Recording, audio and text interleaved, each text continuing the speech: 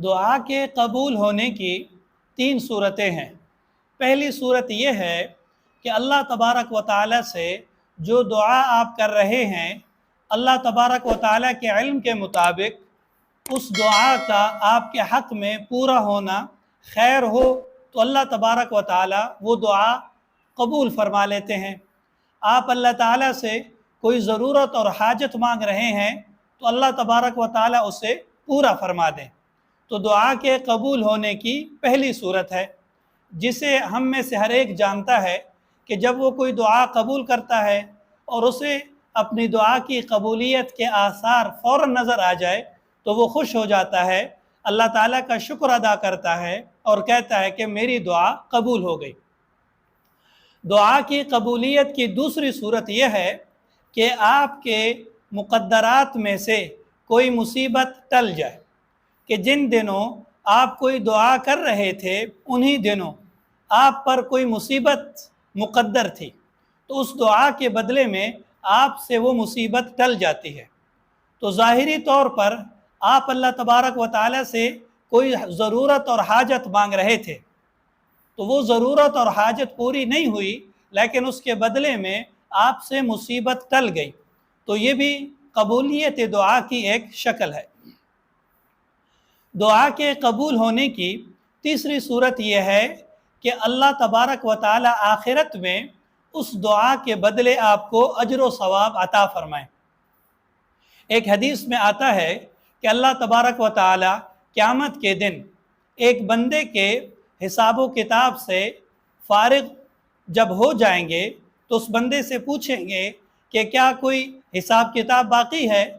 بندہ عرض کرے گا نہیں۔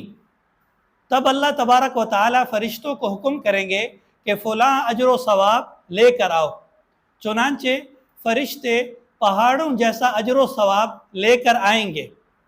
بندہ عرض کرے گا کہ اللہ یہ اجر و ثواب کس چیز کے بدلے میں ہے؟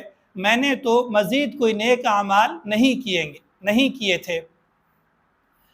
اس وقت اللہ تبارک و تعالیٰ پوچھیں گے اس بندے سے کہ فلاں موقع پر تم نے کوئی دعا کی تھی، فلاں دعا کی تھی؟ عرض کرے گا کہ جی ہاں۔ اللہ تبارک و تعالیٰ پوچھیں گے کہ کیا تمہاری وہ دعا قبول ہوئی تھی؟ بندہ عرض کرے گا نہیں۔ فرمایا کہ یہ اجر و ثواب اس دعا کے بدلے میں۔ اسی طرح اللہ تبارک و تعالیٰ اسے مختلف دعائیں یاد کرائیں گے اور ان کی قبولیت کا پوچھیں گے، اور پھر یہ سارا کا سارا اجر و ثواب اس کو عطا کریں گے جو پہاڑوں کے برابر ہوگا۔ تب وہ بندہ تمنا کرنے لگے گا کہ کاش کہ دنیا میں میری کوئی دعا قبول نہ ہوتی۔ تو لہٰذا جب ہم اللہ تبارک و تعالیٰ سے کوئی دعا کر رہے ہوں اور ہمارے ذہن میں یہ بات گھوم رہی ہوتی ہے کہ ہماری دعا قبول ہو، تو قبولیت کی یہ 3 صورتیں ہمارے سامنے رہنی چاہیے، اور ان میں سے ہر صورت اہم ہے، ہر شکل کی بندے کو ضرورت ہے۔ اگر ہم دعا کی شرائط اور آداب کا خیال رکھ کے دعا کریں تو انشاءاللہ دعا ان 3 صورتوں میں سے کسی ایک صورت کے ساتھ ضرور قبول ہوگی۔ دعا کی شرائط میں سے یہ ہے کہ ہمارا کھانا پینا اوڑھنا بچھونا حلال ہو، حلال لقمہ حلق سے اندر جائے، ہمارے جسم کے اوپر بھی جو کپڑوں کی شکل میں یا کسی اور چیز کی شکل میں جو بھی چیز ہو وہ حلال کی ہو، ہمارا استعمال حلال کا ہو، حرام کے قریب بھی نہ جائے۔ تو اگر ہمارا کھانا پینا اوڑھنا بچھونا حلال کا ہے تو ہماری دعا قبول ہوگی، اور اگر ہمارا کھانا پینا حرام ہے تو پھر دعائیں قبول نہیں ہوں گی، چاہے ہم اللہ تبارک و تعالیٰ کے حضور جتنا گڑ گڑائیں۔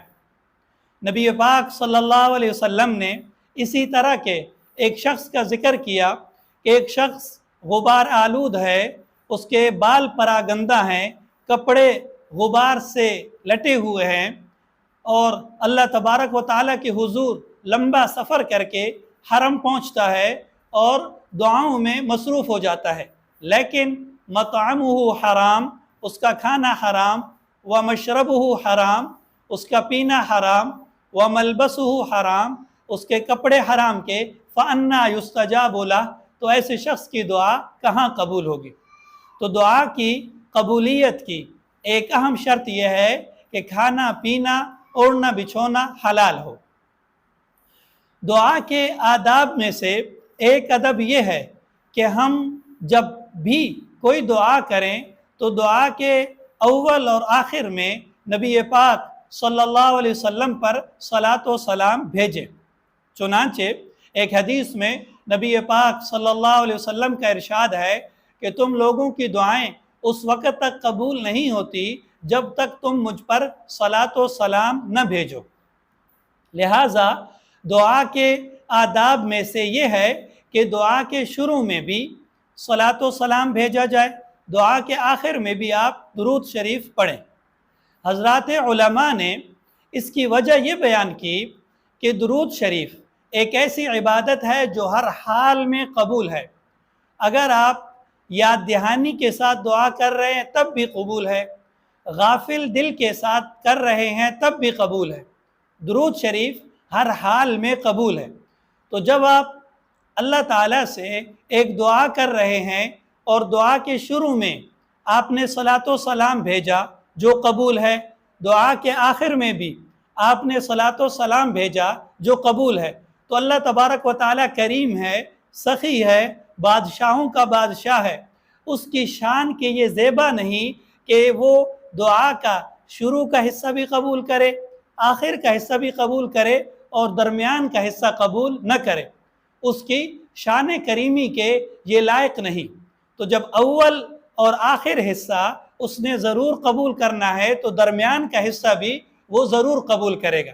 बरखिलाफ़ दुनियावी बादशाहों के कि उनके सामने जब आप हाजात और ज़रूरियात लेकर जाते हैं तो वो कुछ ज़रूरियात कबूल कर लेते हैं, कुछ ज़रूरियात मुहैया कर लेते हैं, कुछ का इनकार कर देते हैं, कुछ का वादा कर देते हैं।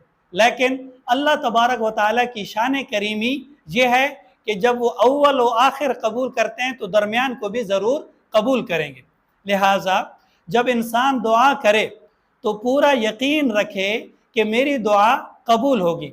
एक हदीस शरीफ में आता है कि इंसान की दुआ कबूल होती रहती है जब तक कि वो ये न कहे कि मेरी दुआ कबूल नहीं होती। यानी बाज़ औक़ात ज़ुबान से ये अल्फाज निकल जाते हैं कि दुआएं तो बड़ी की थीं लेकिन कबूल नहीं हुई, तो ये अल्फाज ज़ुबान से नहीं निकलने चाहिए। कबूलियत की कौन सी सूरत और कौन सी शक्ल आपके लिए बेहतर है ये अल्लाह तबारक व तआला ज़्यादा बेहतर जानते हैं, तो वही सूरत आपको अता करेंगे। और अल्लाह तबारक व तआला को आजिज़ी और तवाज़ु के साथ मांगना बहुत पसंद है। जब आप अल्लाह तबारक व तआला से मांगेंगे तो अल्लाह तबारक व तआला खुश होंगे। उदऊनी अस्तजिब लकुम, मुझसे दुआएं मांगो मैं तुम्हारी दुआएं कबूल करूँगा। और अगर आप अल्लाह तबारक व तआला से नहीं मांगेंगे, अपनी ज़रूरत और हाजत अल्लाह तबारक व तआला से बयान नहीं करेंगे तो अल्लाह ताला नाराज़ होंगे। लिहाजा हमें अल्लाह तबारक व तआला के हुजूर दुआ का मामूल बनाना चाहिए।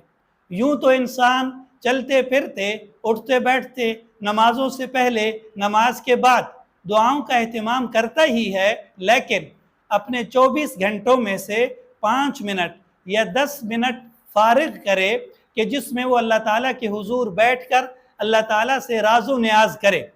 अगर एक दफ़ा आपको ये आदत नसीब हो गई कि अलग से खलवत में बैठकर अल्लाह ताला से मांगना आ गया तो ये औक़ात आपके बड़ी कीमती होंगे, इनकी लज्जत आप ख़ुद महसूस करेंगे।